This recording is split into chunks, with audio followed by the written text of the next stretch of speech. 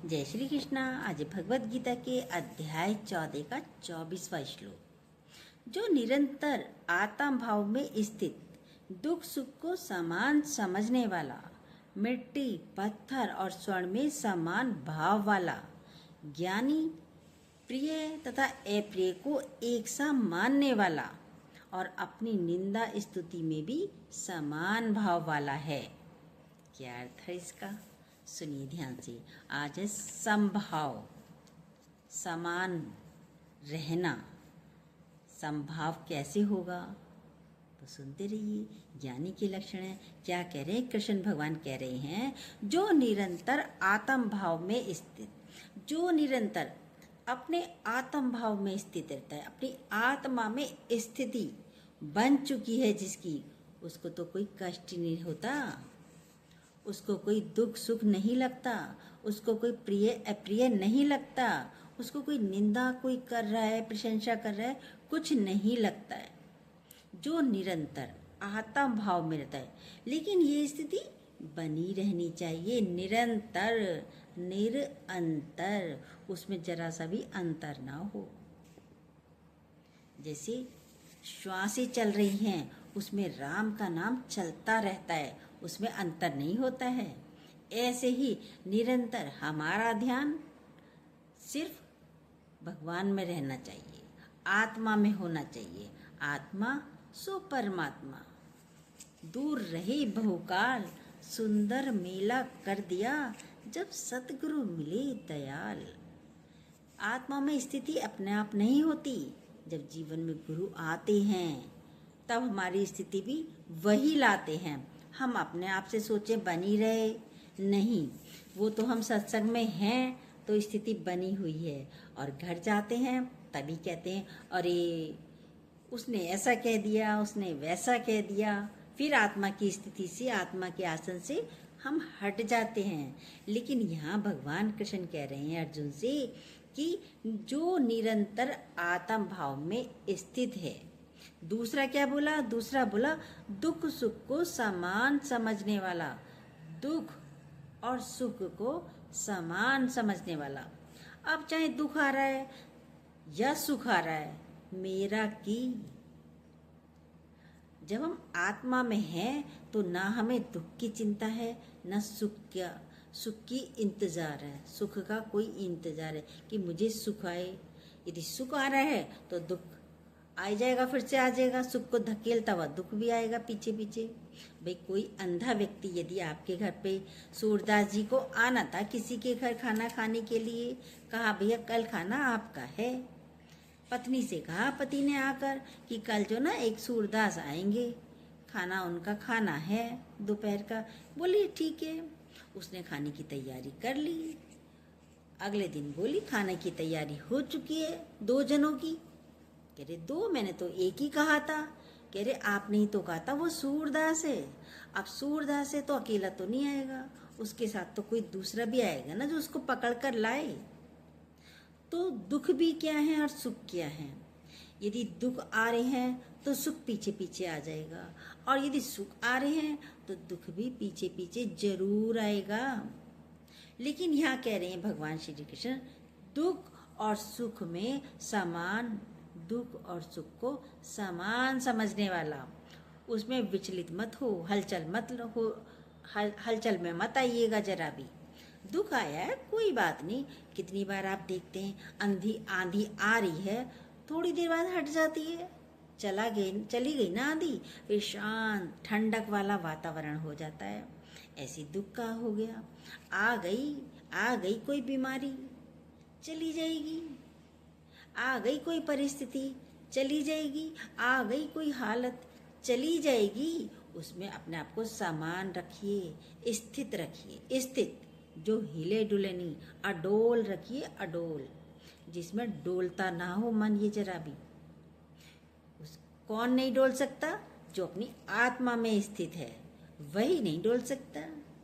देखिए अपनी स्थिति को देखिए। क्या हालतें आने पर आप चिंतित होते हो, परेशान होते हो? अभी भी इतना ज्ञान, इतना गहरा ज्ञान चल रहा है। फिर बोला मिट्टी पत्थर और स्वर्ण में समान भाव वाला, वो ज्ञानी है जो मिट्टी को, पत्थर को और स्वर्ण को एक समान समझेगा, वो ज्ञानी है।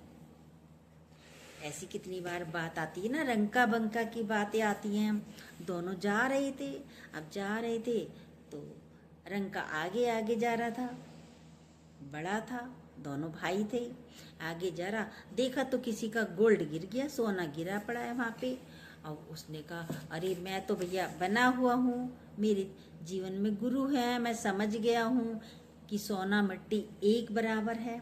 लेकिन ऐसा ना हो ये बंका की नज़र जाए और वो सोचे मैं उठा लूँ, उसकी तो इतनी समय की मेहनत गुरु की सारी खराब जाएगी।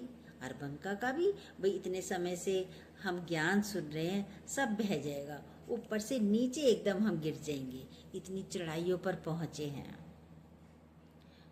उसने सोचा, थोड़ा सा गया आगे जाकर, उसने देखा अभी थोड़ी दूरी पर है बंका, बैठ के मिट्टी डालने लगा, उस सोने पर ले लेके खोद के मिट्टी डालने लगा। इतनी देर में बंका आ गया। बंका आया, बोले क्या कर रहे हो? अरे कैसे गिर गए थे क्या? कह रहे नहीं। अरे नहीं, क्या हुआ ये बताओ, हुआ क्या? वो तो पीछे पड़ गया, क्या हुआ सच सच बताओ, हुआ क्या? उसने कहा अरे, फिर उन्हें सच बताया रंका ने कि भाई यहाँ पे गोल्ड पड़ा था, मेरा मन तो नहीं गया, लेकिन मैंने सोचा कि तुम्हारा मन ना चला जाए, इसलिए मैं मिट्टी से उसे ढक रहा था। तो बंका ने बोला मिट्टी पर मिट्टी डाल रहे थे, तुम्हें अभी भी सोना नजर आ रहा है? यानी कि तुम्हारी स्थिति नहीं बनी, जो अभी तुम्हें सोना नजर आ रहा है, मिट्टी नजर क्यों नहीं आई? मिट्टी पे मिट्टी डाल रहे हो, यानी उसकी स्थिति बनी हुई थी, रंका की स्थिति नहीं बनी थी, अभी भी उसको सोना सोना नजर आ रहा था। है ना, मैं तो मिट्टी पे मिट्टी क्यों डाल रहे हो, मेरा मन क्यों जाएगा? जाने का ही नहीं है। यदि यानी कि अभी तुम्हारी स्थिति नहीं बनी, तो देखिए सोना, मिट्टी, पत्थर, ये सब क्या कितना अच्छा बोला, मिट्टी, पत्थर और स्वर्ण में समान भाव वाला ज्ञानी होता है। अब यदि जिसका समान भाव हो गया, उसके यदि कानों का भी खो गया, गले का कुछ खो गया, मेरा होगा मिल जाएगा, नहीं मिला भैया जिसका होगा उसे मिल जाएगा। ये समान भाव वाला वही शांति से रह सकता है, प्रसन्नचित रह सकता है, स्थित रह सकता है, वरना तो मन तो हिलता रहेगा, विचलित होता रहेगा, और ये खो गई, रिंग खो गई, ईयरिंग खो गई, यही करते रहोगे, परेशान होगे। लेकिन बोला मिट्टी, पत्थर और स्वर्ण में समान भाव वाला ही ज्ञानी होता है। ज्ञानी कौन? जो तीनों में समान भाव से रहे, उसी स्थिति में रहे, वही ज्ञानी है। और तीसरा बोला प्रिय तथा अप्रिय को एक सा मानने वाला, प्रिय जो अच्छा लगता है और अप्रिय जो अच्छा नहीं लगता, उसको भी एक सा मानने वाला। प्रिय क्या है? मेरा बेटा, मेरा पति, मेरा घर बहुत प्रिय है, मेरा भाई बहुत अच्छा है, यही कहते हैं ना। अब ऐसे ही गुरुजी ने एक बार बताया था कि एक लेडीज थी, रात को उसका खाना सबका निमट गया, देवर आ गया एक दिन। अब देवर आया कि अरे भाभी भूख लगी है, क्या बनाया? कह रहे अब आए हो तुम तो, खाना तो निमट गया। कह रहे चलो अच्छा निमट गया, बेचारी परेशान होंगी, चलो कुछ नहीं खाना मत दो, भूख तो लग रही थी बहुत जोर की उससे बेचारे को। कहा चलो एक गिलास दूध ही दे दो, उसके लिए खाना नहीं बनाया उसने, जबकि वो 8-9 बजे ही आ गया था। उसको एक गिलास दूध दिया और जाके सो गई। अगले दिन उसका भाई आता है, 11 बजे आता है रात के 11 बजे आया, बोली अरे भैया तुम आए हो, बड़े दिनों बाद आए हो, क्या खाओगे? अब खाना तो आज भी निमट चुका था, लेकिन जब भाई आया है तो सब्जियां बनाती है, सूखी सब्जी बनाती है, रायता बनाती है, और रशी की भी सब्जियां, पनीर की सब्जियां बनाती है, बहुत अच्छे बनाती है। पूरी बना के गरमा गरम पूरियां उतार के प्लेट सजा के अपने भाई के लिए लाती है कि भाई लो, तुम्हें भूख लग रही होगी, खाना खाओ गरम गरम। तो देखिए कितना अच्छा बोला, प्रिय और अप्रिय। प्रिय तथा अप्रिय को एक सा मानने वाला ज्ञानी कौन होता है? जो प्रिय और अप्रिय को एक सा माने। क्या हम मानते हैं? अभी भी भेद लगे हुए हैं, देखिए अपने आप को। तो हमें दोनों को ही, क्योंकि सब में है तो वो भगवान ही, हर एक के अंदर आत्मा परमात्मा रूप में भगवान ही बैठा है। तो हमें अलग अलग नहीं मानना चाहिए और अपनी निंदा और स्तुति में भी समान भाव वाला है। ज्ञानी कैसा है? निंदा हो रही है तो भी समान भाव से स्थित बैठा है, और उसकी प्रशंसा हो रही है, स्तुति हो रही है, प्रशंसा गुणगान हो रहे हैं, तब भी वह समान भाव वाला है। तो इन भावों से कौन बैठेगा? सिर्फ ज्ञानी। और दूसरे तो क्या करेंगे? कोई निंदा कर रहा है, उसके यहाँ लड़ाई करने के लिए पहुंच जाएंगे। तुमने मेरी निंदा करी, तुमने मुझे ऐसा कहा, क्यों कहा? लड़ाई झगड़ा कोर्ट कचहरी देखिए भरे पड़े हैं आज। इसीलिए होती है, निंदा कर रहे हैं। देखो निंदा करने से तो बहुत खराबी हो जाती है। आप किसी की निंदा कर रहे हो, अपना मुंह खराब, अपना अंतःकरण खराब हो जाता है, पापों से भर जाता है, और एक नया कर्म तैयार हो जाता है, नया जन्म तैयार हो जाता है, नया बीज तैयार हो जाता है जब आप निंदा करते हो किसी की। यदि कहीं मित्रता होती हो, सोचे कोई लो हमारे अच्छे हैं, चलो छोड़ो पुरानी बातें, और वो सुन ले आपकी बातें, तो दूर से चला जाएगा, दरवाजे से ही चला जाएगा वापिस। तो किसी की भी निंदा क्यों करते हो? प्रशंसा में फूलो मत। प्रशंसा तो गुरुजी बताते मीठा जहर है। कोई प्रशंसा करता है क्या, तुम्हें खाली कर जाएगा। प्रशंसा कर करके तुम्हें अच्छी लगती है ना प्रशंसा बहुत, अरे तुम तो बड़े अच्छे हो, तुम तो बहुत अच्छे हो। और आप भी क्या करोगे? अच्छे हैं, बहुत सारा अच्छी तरह नाश्ता लगाओगे, बहुत अच्छी तरह बैठोगे। अरे कोई बात नहीं, मेरा सत्संग छूट गया, अरे आए भी है ना, ये बहुत समय बाद आए। क्यों अच्छे लग रहे हैं? क्योंकि वो तुम्हारी प्रशंसा कर रहे हैं। तो प्रशंसा में गुरुजी कहते हैं फूलो मत। प्रशंसा तुम्हें गिराती है, इंसानियत से गिराती है। अहंकार आपके अंदर जन्म लेता है प्रशंसा से। तो कितना अच्छा बोला, निंदा और स्तुति में भी समान भाव वाला है। कौन है समान भाव वाला? ज्ञानी। ज्ञानी स्थित रहता है, कुछ भी हो रहा है निरंतर आत्म भाव में स्थित रहता है। दुख सुख में भी समान रहता है। दुख हो सुख हो, कितनी आंधियां आए बीमारियां आए, वो डगमगाता नहीं, परेशान नहीं होता, और उसे मिट्टी पत्थर सोना सब एक बराबर लगता है। ना पाने का अच्छा लगता है पाना, ना खोने में उसको कोई दुख होता है।